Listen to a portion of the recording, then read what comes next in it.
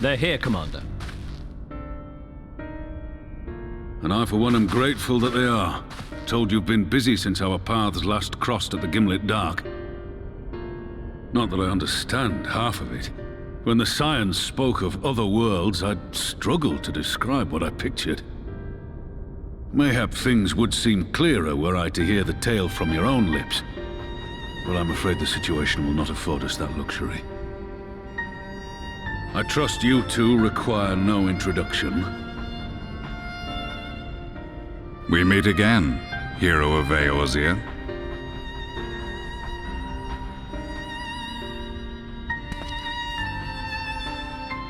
Must we repeat this ridiculous display? I pose no threat to you, though what I come to warn you of very well might. Had he meant to do us harm, I hazard he would have kept to the shadows, and brought more than 2 companions. We need not pretend to be the best of friends, but I hope we can put aside our differences for the present.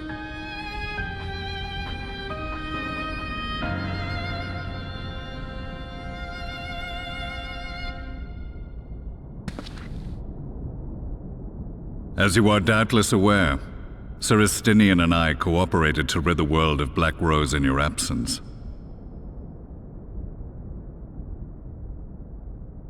Our journey together took us as far as the Imperial Palace, where we witnessed Emperor Varus meet his death at Xenos' hand.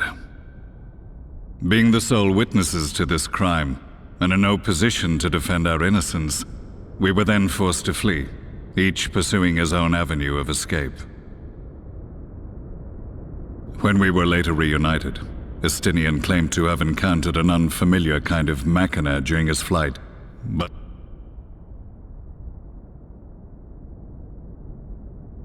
the Empire is developing a new Ultima weapon. What, that Allagan monstrosity, created to vanquish primals, with which you yourself once thought to conquer Eorzea? The same.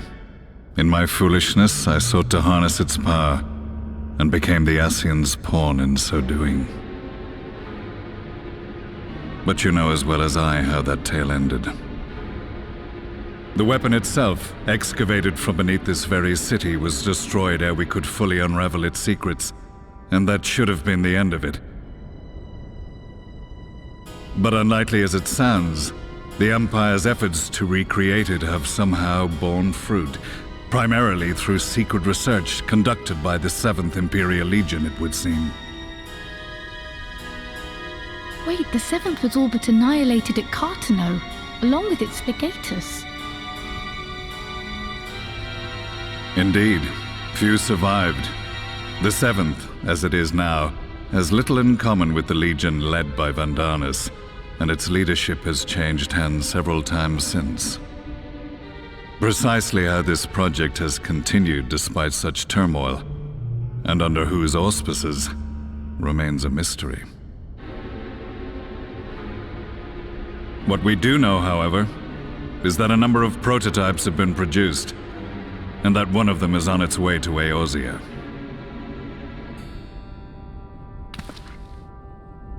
We attempted to stop it, but it was all we could do to slow its progress, so we resolved instead to bring you warning.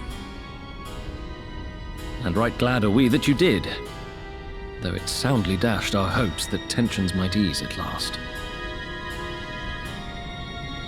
As it is, we've begun to strengthen our presence in the Gimlet Dark, and are assembling a force to meet the coming threat. A force with you in its vanguard, I hope. Before you say anything, I know full well you have pressing concerns of your own. Your comrades remain in peril, and I would not ask you to forsake them. But the fact remains that you, and you alone, have faced the Ultima weapon, and emerged victorious. We need you. And so, when the time comes, if your comrades can spare you, I bid you lend us your strength. I've assigned an officer to await your word.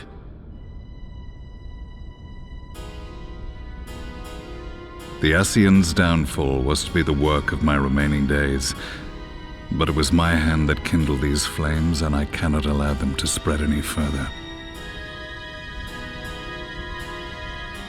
I will do what I must to see this mistake consigned to history once and for all, even if it means begging your aid.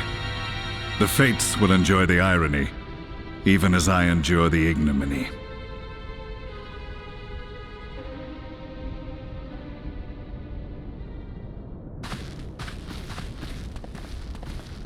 I too shall make for the border and offer my skills, meager though they seem in such company.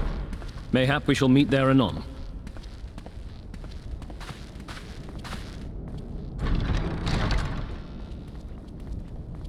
Though we can ill afford to ignore the coming of a new Ultima weapon, our friend's plight grows ever more precarious, and none save you can join them in the first. I only hope you are not forced to make a choice.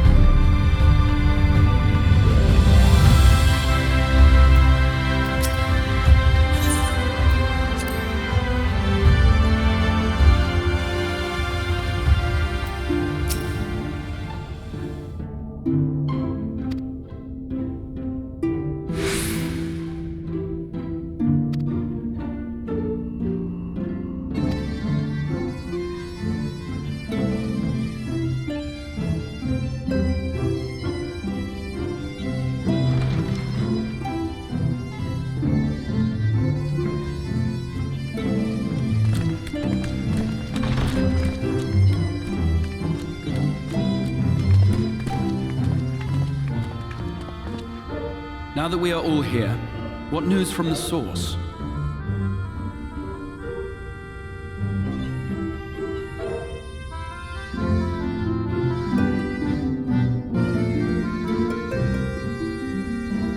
A new Ultima weapon? We must count ourselves lucky that Gaius has pledged his assistance. While this is indeed a worrying development, I think the state of the Empire as a whole greater grounds for concern. With the Emperor slain and Xenos returned, it is impossible to predict how matters will unfold in Garlemald. The Ultima weapon may be but the first of many unpleasant surprises. The situation beareth closer observation, of that there is no doubt, and doth compound our need to return unto the source.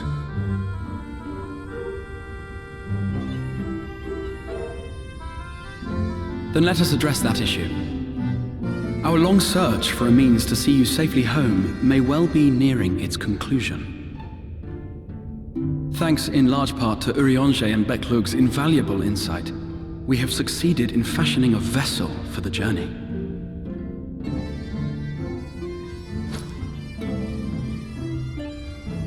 We set out to create a crystalline container retaining the more useful properties of white aurosite, but without its regrettable limitations.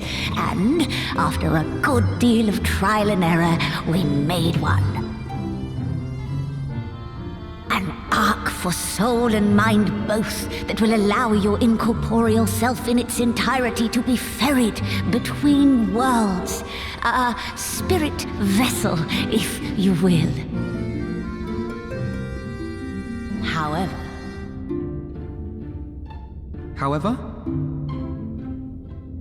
Though the vessel is possessed of the requisite qualities to hold mind and memory, it wanteth yet for a means to receive of them. For that, we must needs imbue it with the Exarch's innate gift.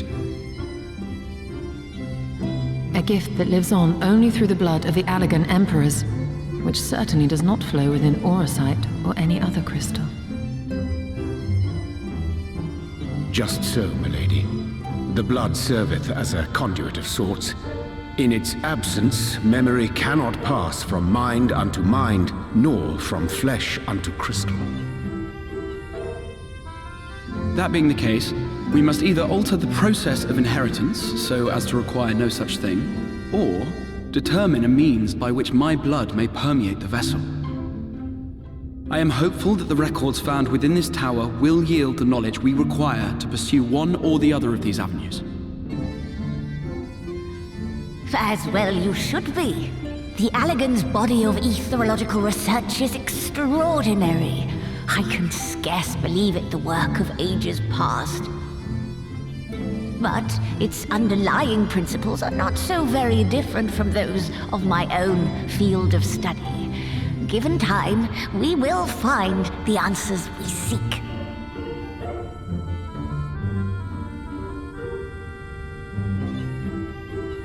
I know that you can ill afford to wait, and it pains me that I must ask you to do so.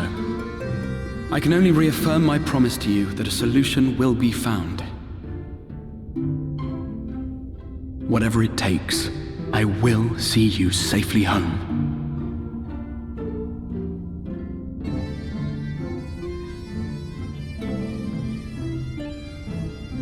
My apologies.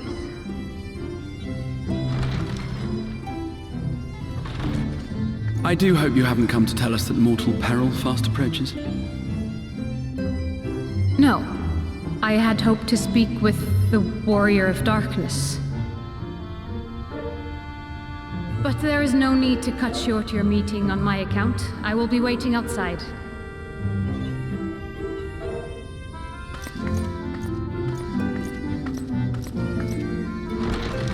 Why not speak in here? She knows I don't mind. Unless she didn't want to. Perhaps I might accompany you. Though I am woefully ill-qualified to assist in the Exarch's research, I may yet be of some use to Lena.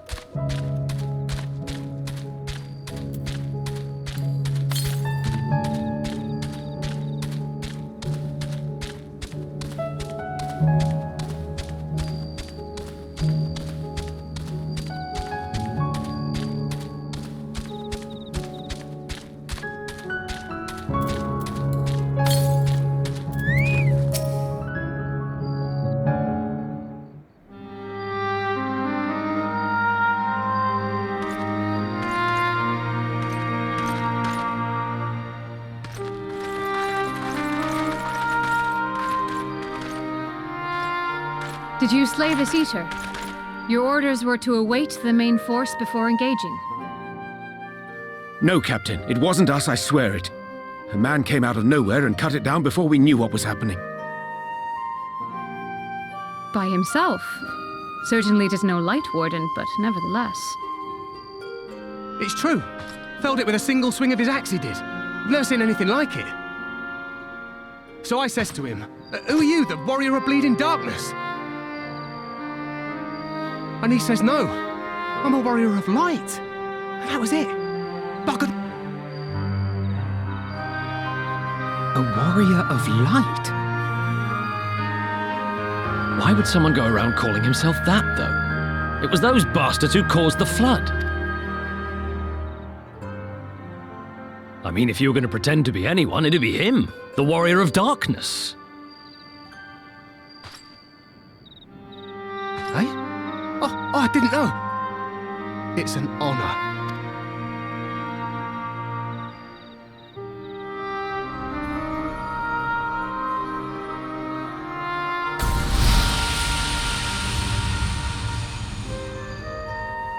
Since the Eater is no longer a threat, our work here is done. Return to...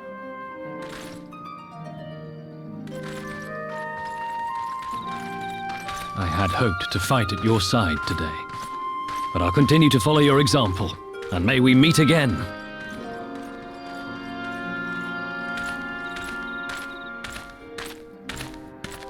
I apologize for the wasted journey. It seems I overestimated the threat. As for this warrior of light, I do not know who would be brazen enough to take that mantle for his own.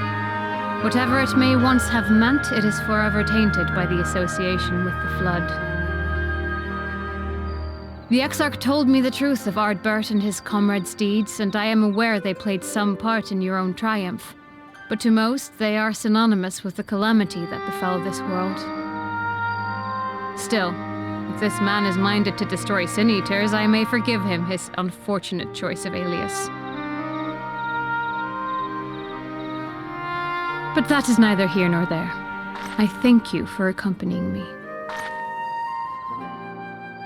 With that concluded, shall we return to the Crystarium? There is a proposal I should like to make.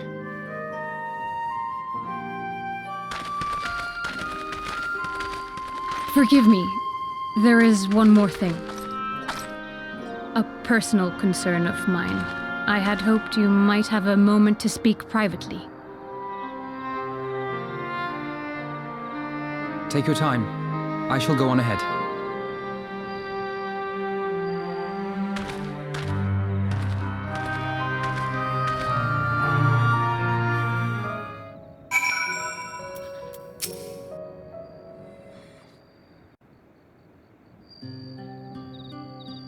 I will not mince words. This matter concerns the Exarch. Though his countenance belies his age, his demeanor never has. But I see I give the wrong impression. While it is true he attempted to open a letter with a salmon fillet the other evening, we are not here because I suspect his mind is...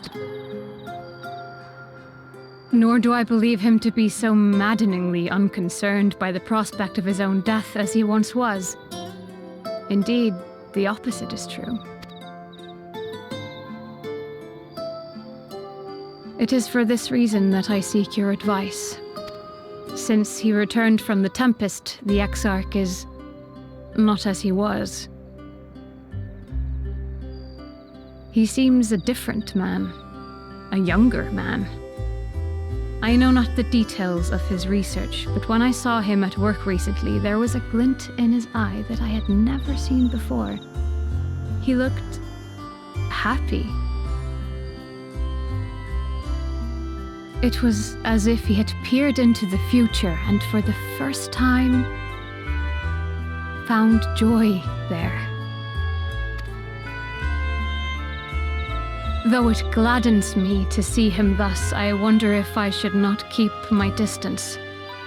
I fear that my presence will only anchor him to the past, remind him of all the pain that came before.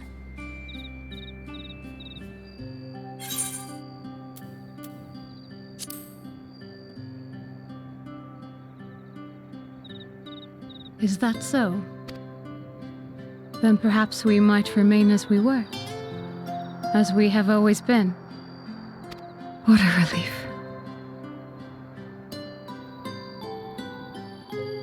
In that case, I will have to speak with him about the amount of time he is spending at work. This research is important, I know, but if he refuses to consider his own health, I will have to consider it for him.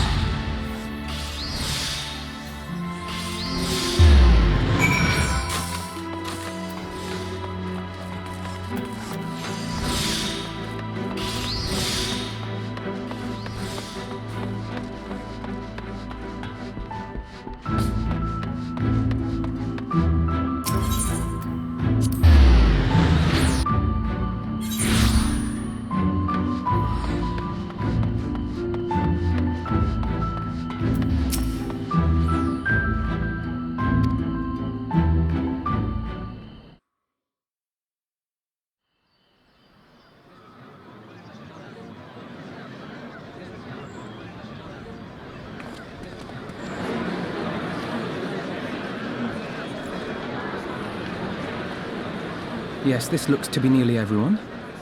Let us begin, shall we? Though I am usually the first to hold forth at such events, I think on this occasion that honor should fall to you. They would be more inclined to take the word of the Warrior of Darkness. Indeed. In light of the subject matter, who better than thee to speak these truths?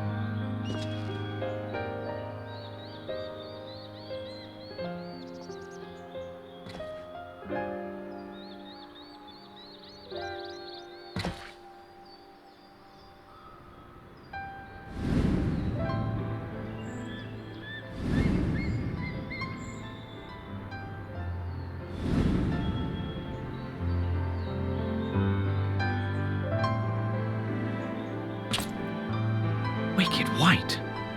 The Warriors of Light did all that? So they never... I mean, they only ever wanted to help. And when everything they'd done turned to ash, they still carried on. They gave everything to stop the flood. First their lives, then their souls. And they managed it too, in the end. They saved us. And we cursed their names.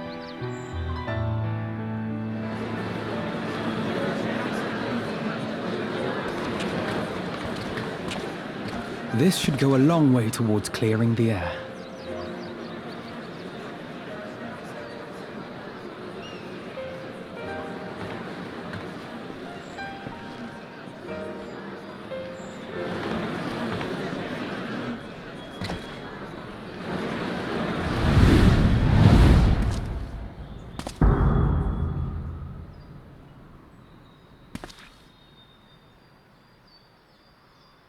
Impossible.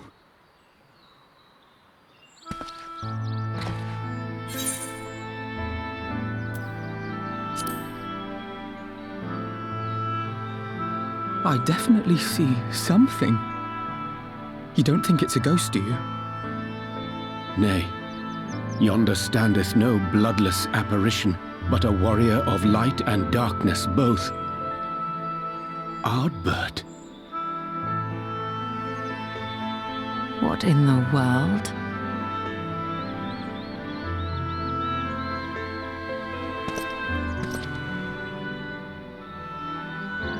It's you! The one who slew the Eater!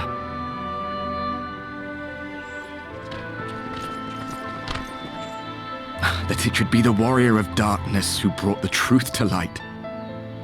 You've saved me a fair bit of time, though I have a few words of my own to say, if I may.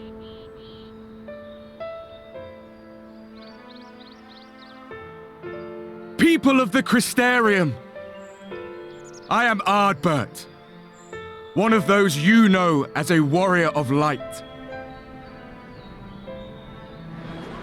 That's impossible. You should be dead. Aye, that I should. But as the world has been given new life, so too have I. I know not why I, and I alone, have been gifted this chance. But I do know this. Only by the will of the star itself could such a miracle come to pass.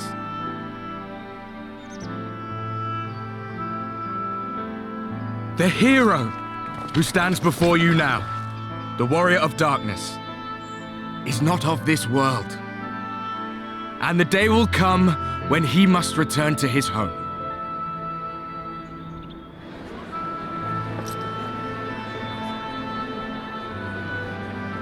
But this land is our home. And if it is to remain so, now and forevermore, It is we who must protect it. The time to rely on saviors from afar has passed. It is you who must rise. You who must become the new warriors of light. What? Us? Warriors of light?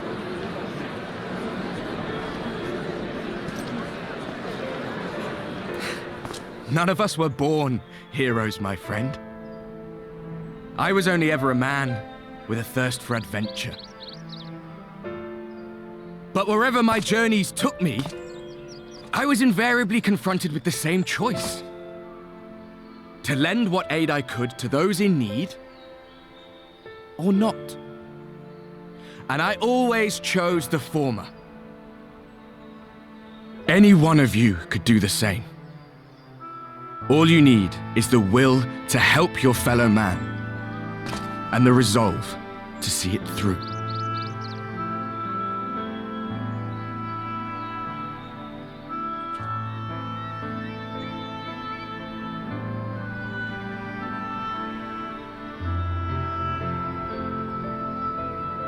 From thine own lips did we learn of Ardbert's fate, and by thy countenance I gather thou art not inclined to recant thy testimony.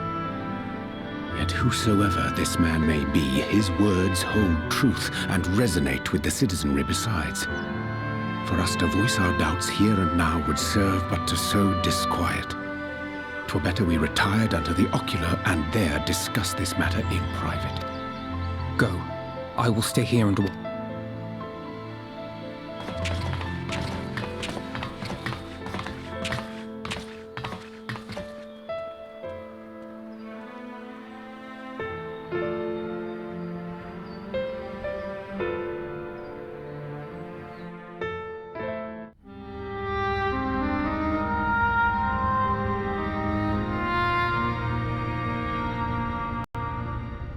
So, that is a warrior of light of the first. I've not had the pleasure of making his acquaintance, but as you all seem to be in agreement, I gather this is no simple case of mistaken identity.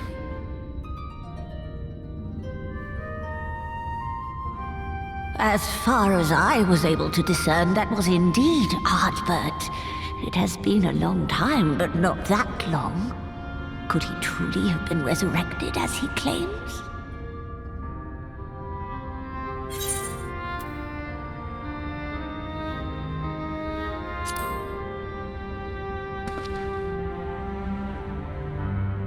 Ardbert did entrust his very soul unto thee. I see no reason to question thy judgment. Nor I. To my eyes, your ether burns as brightly as the day you slew Emmett Selk. That is proof that he is with you still.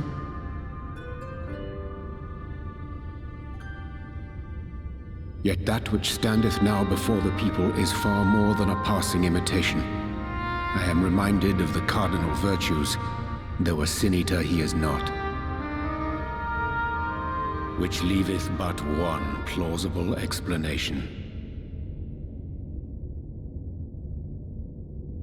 That he is an Ascian.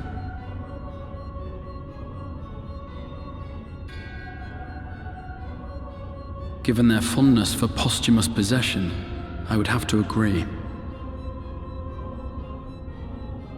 From what I understand, the Warriors of Light were laid to rest in Yulmore by those whom they had aided in life.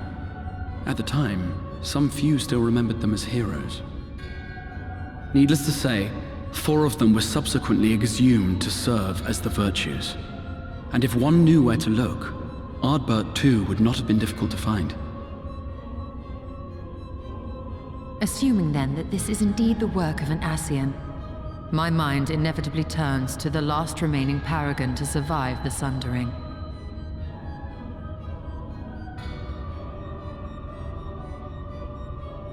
Elidibus.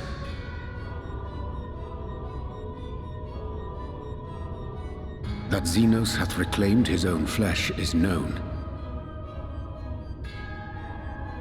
Thus evicted from his borrowed form, and cognizant no doubt of Emmett Selk's failure here in the first, 'Tis quite possible the emissary chose Ardbert for his next vessel. Inhabiting the flesh of the fallen. My, that is unsavory. And they do this often, you say? Verily, for they possess no corporeal forms of their own.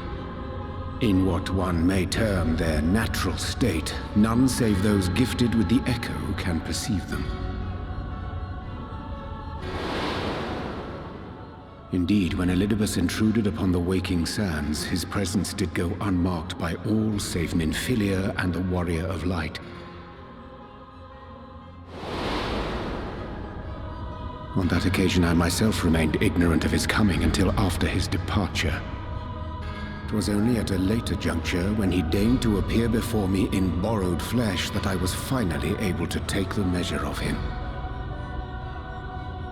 In such puppetry do the Ascians engage when they seek to influence the course of history. And they have gained much by it. Emmett Selk single-handedly built the Garlean Empire in this manner, while La Hebrea came close to conquering Eorzea, having taken possession of Thancred's living body. Yet it must needs be noted that the Ascians cannot avail themselves of all mortal vessels. For were they able to do so, none would serve as a better pawn than our own redoubtable champion. Mayhap the blessing of light shieldeth Hydaelyn's chosen from Ascian influence. Or mayhap other forces are at work. We cannot say for certain. Whatever the reason, I hope it holds true. I dare not contemplate what might come to pass otherwise. Is it not peculiar, then, that Ardbert's mortal remains should be susceptible, given that he was once a warrior of light? Or did the final departure of his soul make it possible, perhaps? Regardless,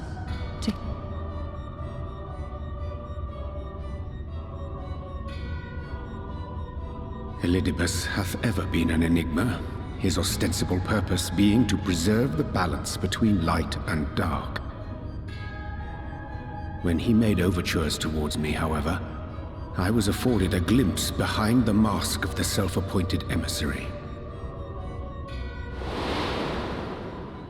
I shall not defend mine actions, undertaken in pursuit of a better understanding of our foe, as either wise or prudent. Nevertheless, what little I did glean may now prove useful.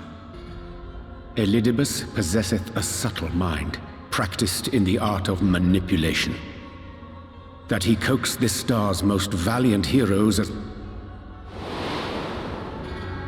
And now I believe he doth employ his skills once more to some as yet unknown end. Agreed. 'Tis plain that simply speaking out against him will not avail us.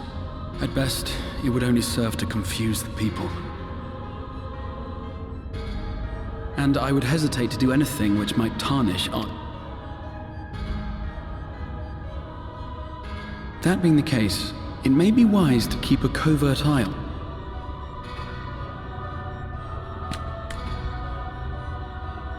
His performance appears to have concluded. What now? Go back out and follow him?